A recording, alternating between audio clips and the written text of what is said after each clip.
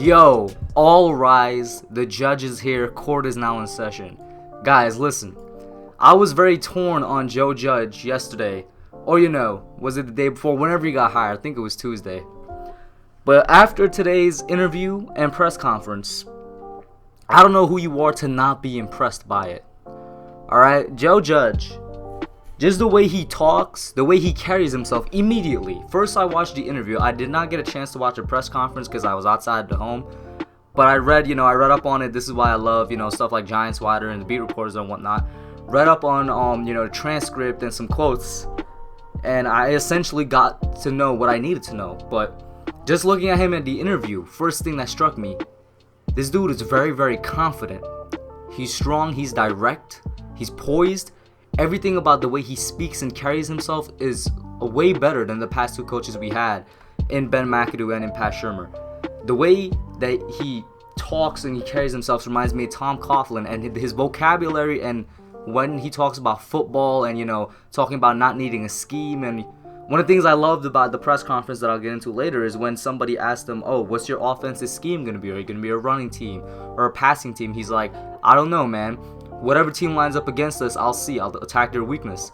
That right there screams Bill Belichick. He carries himself like a mixture of Belichick and Coughlin. And Belichick is the greatest coach in NFL history. Who would want that? Like, there was rumors out there after he was hired that said he was supposed to be trained to be the next head coach of the Patriots. And I was like, I don't see that. That's probably just something, that his camp put out there to get his stock to rise and whatnot. Because everybody knows Josh McDaniels been groomed for a while now. But when you think about it, it makes sense. Josh McDaniels has been groomed for how many years now? Maybe 4 or 5 years? Maybe Belichick was never going to give the job to him, and he was really just looking into this guy. Like, it's not that far out of the question. Because with special teams people, one thing you got to realize, especially with him, he deals with everybody on the roster, whether on offense or defense, so he knows how to deal with those players. And he also deals with the last guys on the rosters. He's not dealing with the guys that are getting paid tens of millions of dollars to go out there, the ones that are very easy to motivate.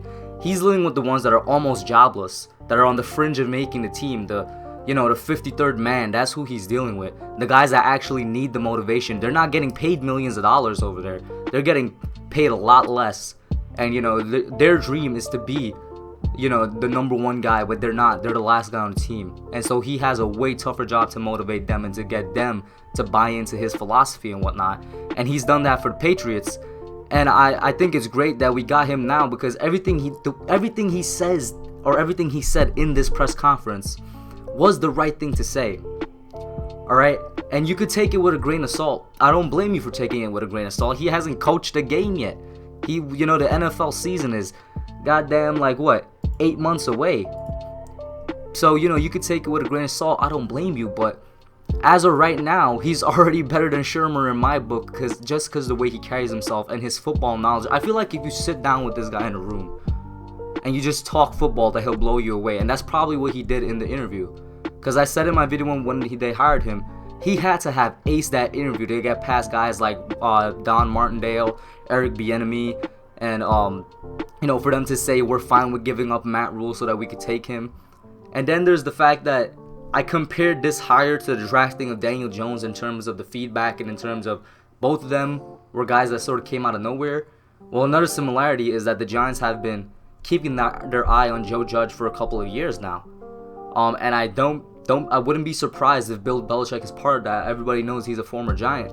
I wouldn't be surprised if Belichick has sort of advertised his disciple to several teams, the Giants being one of them, because they claim that they've had their eye on Judge for years now, and they were just waiting for the right time to hire him to see if he was fit to the job, and now was that time. I'm just gonna go over some quotes off the top of my head. One thing I loved is that he said he's gonna try and reflect the city of New York and the New Jersey metropolitan area and try to get back to a blue-collar type of football, hard-nosed football, going back to that quote where he was like, I don't care about being the next, innovative offensive scheme or defensive scheme, the next fancy thing that's going to win every game. No, I care about lining up, analyzing the weakness of the opponents, and exposing that weakness. And that's something the Giants have failed to do for a long time. You look at our offense, we have a bunch of weapons all over the place, but no matter what guru, self-proclaimed or, media-proclaimed guru we brought in to try and get this offense running, it never worked. And it's always been a problem to get everybody to mesh together. Well, with this guy, one game is going to be Evan Ingram, one game is going to be Saquon, one game is going to be Daniel Jones. It all depends on what the opposing team cannot defend against. And I love that, because you're still going to use everybody that's on your team, and that's a very Patriot way. That's a very Bill Belichick thing. That's how the Patriots offense have, functioned for essentially the past 20 years. That's why they can get the best out of every single one of their players without getting superstars. And that's something else that Joe Judge wants to do. He says, if you're not working hard enough, if you're not practicing hard enough, if you're not studying hard enough, remember, he's a big education guy. He's getting his PhD in education. He's a very smart dude. He's big on informing the players. If you're not getting all sides of football in your head and in your body, you're not making the team. I absolutely love that. I love the fact that he wants to get back to hard-nosed football. And for the first time since Gettleman has been here, I feel like we're going to do that, because Gettleman said that in his introductory press conference 2 years ago. But Pat Shurmur wasn't a coach that lined up with that same ideal of hard-nosed football. Now we got a guy in Joe Judge who does. I love that when he was asked about, what do you think your record is going to be, or how well do you think you're going to do, he made a little joke, which once again points to he could handle the media properly. It's just one press conference, I know, guys, but that one thing alone is way better than what Pat Shurmur has offered the New York media. But he made a joke being like, he can't tell the future, he's not Miss Cleo. He's just going to try and get the structure and the infrastructure right within the Giants, within the roster. Get these players in the right sense of mind, get them trained properly, and we're going to go out there and do their best to win games. He's not trying to make any promises, he's just going to do his job. And going back to that special teams thing, he doesn't have a set staff yet. Obviously, we haven't hired any new offensive coordinators or defensive coordinators yet, but we did keep on Thomas McGahee on special teams, which I liked a lot, and that's very much a Joe Judge move, him being a special teams guy. Thomas McGahee, he was one of the bright spots of the Giants for the past couple of years. Our special teams, very underrated spot on the team. You could probably rank it the best part of the Giants the past 2 years, because Riley Dixon, he's been doing a good job. Aldrick Rosas is on and off, but when he's on, and the gunners and the guys that get down there to guard the punts are simply the best in the league, in my opinion. So he made a great decision, his first major decision as a coach, by keeping on Thomas McGahee.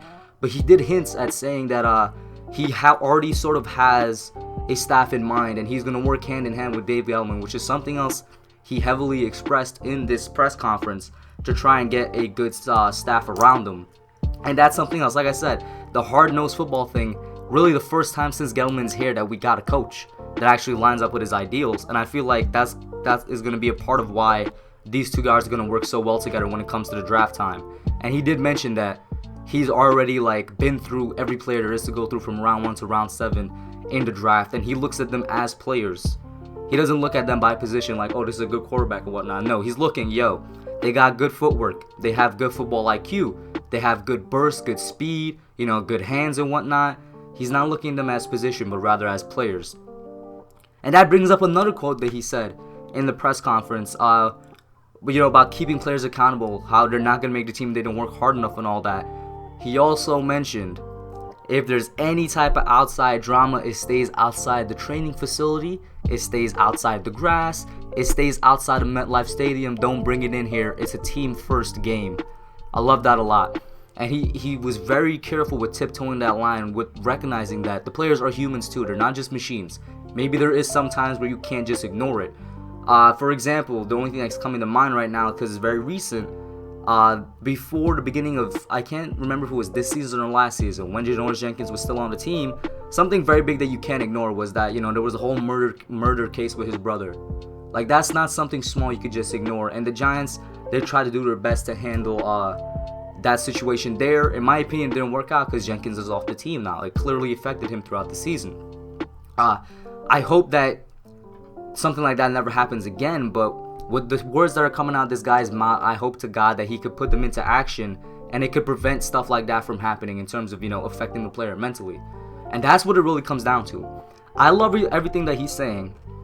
I'm almost fully bought in on this guy, just because he looks and he sounds and the way he carries himself, all that is like a young Belichick and a young Coughlin rolled into one. And he's all about discipline, which we haven't had since Coughlin left.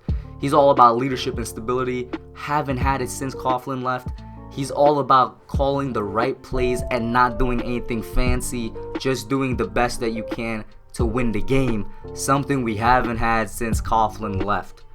The one thing that matters is getting the players to buy into this, because there's going to be players that have that mindset of, oh, he's just a 38-year-old special teams coordinator that got hired as a head coach. Why should I listen to him?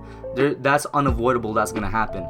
But if he gets all these players to buy in, we're going up from here. It might not take 1 year. I fully believe we got to give him at least 2 to 3 years, and we're going to get there, Giants fans. I think that this is the guy. I hope that, I really hope the players can buy in, because if they can, we got it. That's what I got for y'all today. Let me know what you think in the comments down below. What do you think of Joe Judge? Do you think he's just a really good actor, and maybe this is just a one-off thing? He's just good at press conferences and talking to the media, but terrible at coaching? Or do you think it's 100%? Put it down below. I'm out. Alright guys, thanks for watching. Put your comments down below. Make sure you smash that like button, subscribe, and turn on post notifications. Until next time, I'm out.